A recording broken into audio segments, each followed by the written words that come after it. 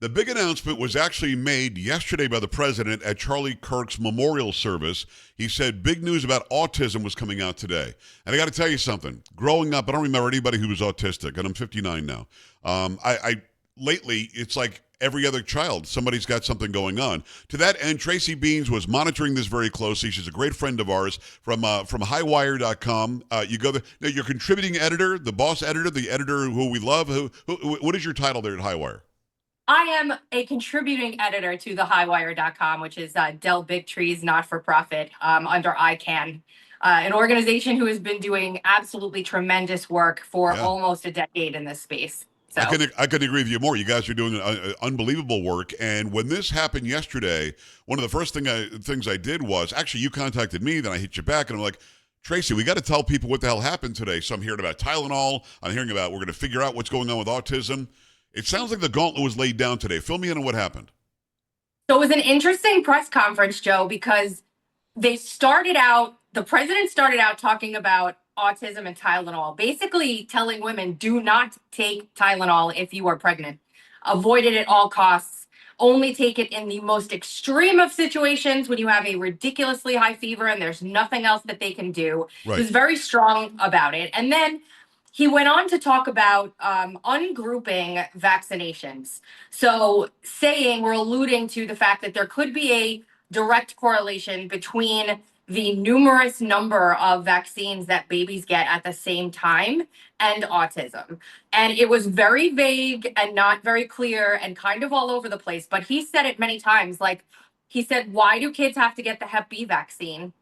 Why don't we wait until they're older, and if they're in the situation where they need it, give it to them? Right. Why are they getting 80 different shots before the age of 18? Why are we grouping like measles, mumps, rubella, and then measles, mumps, rubella, chickenpox? And when they put the chickenpox vaccine in, the varicella vaccine, it screwed everything up for kids there. It was very harmful. So he was basically advocating to space out these shots and also to separate them. So longer length of time between shots, separating the shots. And he didn't say it in a very scientific manner, Joe, at all. He Right. said it Yeah. he said it in the way that only Donald Trump can, but he said it. And then he passed it over to RFK. Well, let me stop you there because you and I were both monitoring it, and you were like, "President's great. We love the president. Can we hear from RFK, please?" Because now we want to let's get some technicalities out of the way. Here is specifically what we're talking about. I didn't see that part at all. That's why I need your help. What did he say? So RFK came on and he named three specific things and also a treatment. So I really feel excited about where we're headed with HHS right now. So he names Tylenol as an absolute no-no. FDA will be coming out with guidance over the next couple of days to explain to doctors and physicians how to recommend Tylenol to their patients, if at all, and in what circumstances, given the direct correlative advice that or review of the studies they've seen. There's a direct correlation between Tylenol use in neonatal circumstances and autism because it blocks a certain pathway in the brain. Now, I want all of my friends out there who know in their hearts that vaccination has something to do with autism, which I'll get to in a second, to just understand we want to know every cause of this. If Tylenol during pregnancy is a cause of this, we want to know so that mothers are not taking Tylenol. Then he mentioned another issue with the genetic kind of a genetic malformation, which Okay. I am going to assume is MTHFR, something I have dual copies of, by the way. So I am one of those people that is causing a folate deficiency in young kids and in their brains, which could also be directly correlated to autism. There is a treatment for that had been suppressed, that is wildly successful and will now be available. Do not ask me the name of it. I didn't write it down. And No, then no, no. This is huge news. You're saying that if somebody has symptoms of autism, there's a treatment that has been suppressed. Why? Why would they not want us to have the treatment? I don't know, because of the politicization of HHS, of health in this country, because of the politicization of everything good and just in the world. Yeah. We actually have a health establishment that's working together now on solutions, which is something that we haven't seen in decades. And they directly called out the suppression of study, the blatant kind of don't speak of this, the The way that the medical establishment tends to look down on the regular people out there who aren't doctors and kind of like shame them for asking questions and not just trusting their advice. Their advice has been wrong so many times. Let's give the parents the information they need to make these decisions.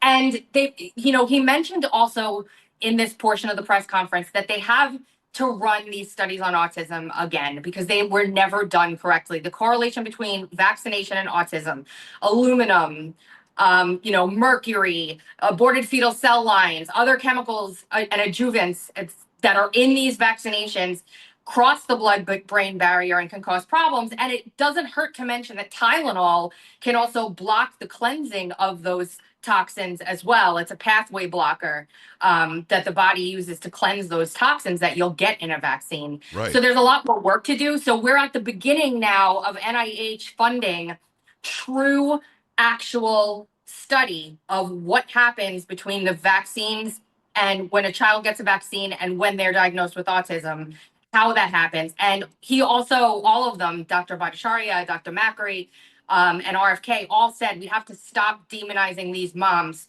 who have been fighting for 30 years for a cure to this terrible, terrible condition that's affecting 1 in 12 boys in California at this point. Wow. So yeah, it was not a press conference where they came out and said vaccines cause autism, but Right. they said basically, I mean, Donald Trump said it without saying it and then made a disclaimer that I'm saying it without saying it, but nobody. You got to love that the president delivers that. By the way, it's Tracy Beanz, highwire.com, contributing editor there.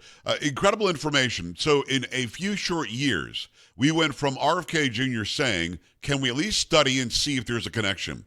Why is there such an increased, number showing up in our population? Why are so many kids facing this where it used to be almost unheard of?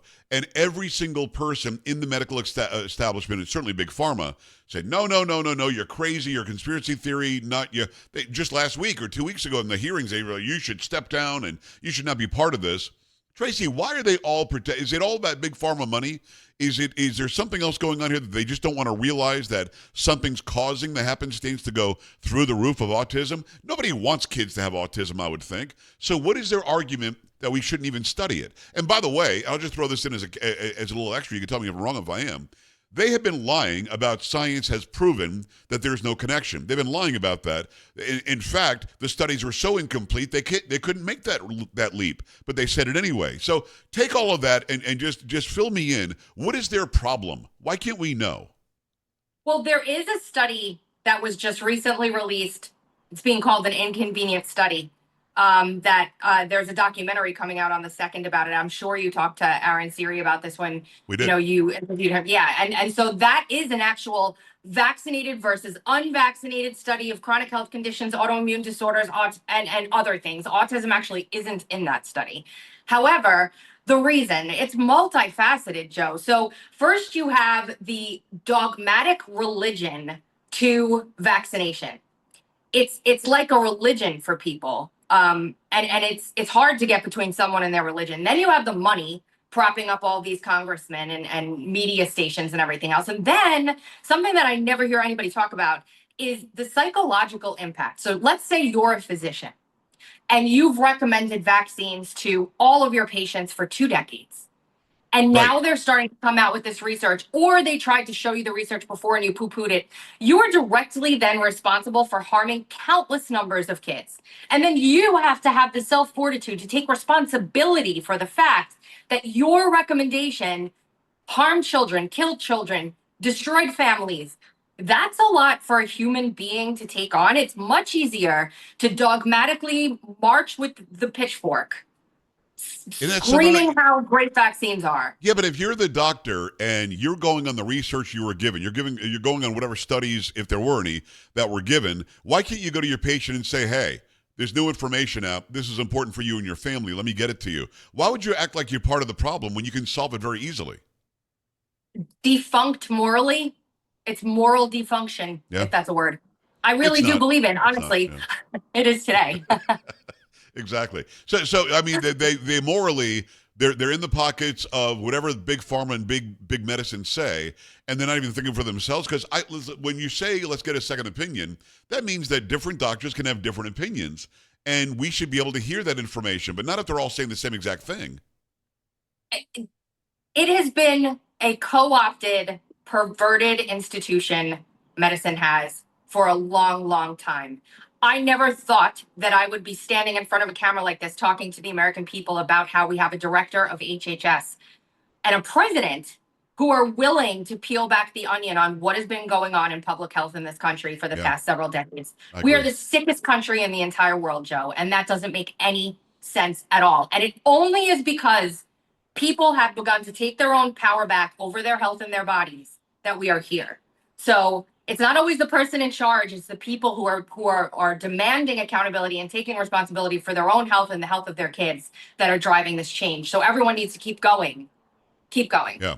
It's Tracy Beanz, highwire.com. Do me a favor. Just tell me what happens now. Now that it's out there, now that they're saying we're taking on every establishment possible, which is going to make everybody mad who's in big medicine, big pharma, and so on. But what's the next step for the American people? When do we start finding out some stuff? Well, there's going to be recommendations released immediately within the next day or two from FDA about, the drugs and stuff that are available and what not to do if you're a parent and kind of what screening you can do.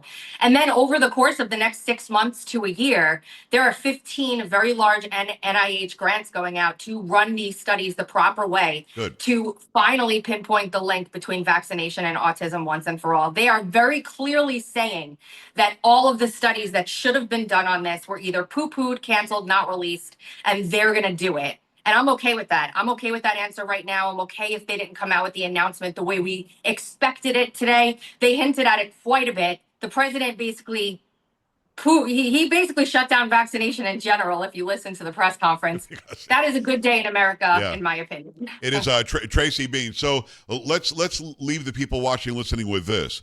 The recommendation for pregnant women not to take Tylenol, does that have to do with is there a connection to autism, or is that just generally speaking, don't take Tylenol? What is that? There direct connection to autism in women who are taking Tylenol while pregnant. Let me, you're not a medical professional, but if they're not going to take Tylenol and they've got some pain issues or whatever, what do you take? Is there something else available? No. So just deal with it. You have to just deal with it. And that's why they're saying they're going to educate physicians and leave it up to their discretion on a case-by-case basis. But it really they came out strongly about the impact of Tylenol during pregnancy and its correlation to autism. And I'm glad we know that now. I'm glad. Give me a little commentary if you don't mind, because you normally don't mind.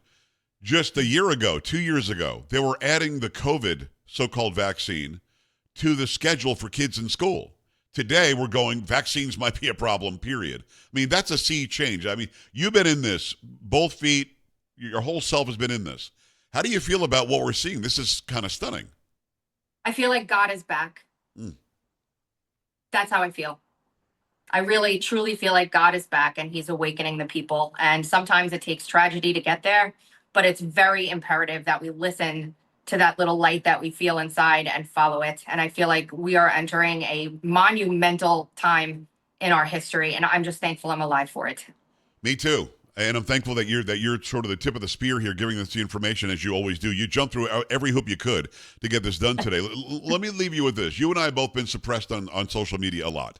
Not as much anymore now that the Trump administration is in, and you had Google and Facebook and Twitter and everybody and Amazon show up to the inauguration, for God's sakes. Apple showed up for the inauguration.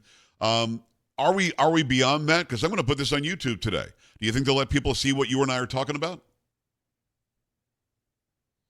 I don't know. It's a hit or miss. They might put a disclaimer. Things have tended to get a little bit more easygoing, but it's still not perfect. And I think it's just a facade for when, we're not, quote, in power. The other day, Benny Johnson put up a sheet from the Senate Judiciary Committee, and he said, we stop with the left arguing about how, censorship of Jimmy Kimmel, which was absolute nonsense and all of that. And then I looked at his list and he said, I'm on this list from the Senate Judiciary Committee of people who were directly targeted. Joe, there I was, right on the list with him. And you just got to fight through it. So I would say throw it up there on YouTube and see what happens. And I just have to say before we go, if anybody zooms in on me, I'm standing in the sweltering Florida humidity. I'm like dripping with water down my face. Nobody knew any of that. Why did you say anything about it? We had her because all I done. feel it. She's And standing on a step somebody's gonna like, stool. She's got. somebody's gonna pinch to Zoom. You don't have and to tell see me anybody. at the- You look fine. What's the matter with you? She's standing on a step stool. The camera is on like a TV stand. The whole thing is just. I mean, honestly, you just now that you brought it up, step down. Show them how you would. There you go. Have a nice day. It's Tracy. Get back on the stool. What's the matter with you, Tracy? Thanks for bringing the information. Thanks for watching that press conference and being so intelligent about how you just delivered it to us. I really appreciate you. I'm honored you had me, and I love you, Joe. Thank you so much. Love you back. Thank you. We're back after this. Stay right here.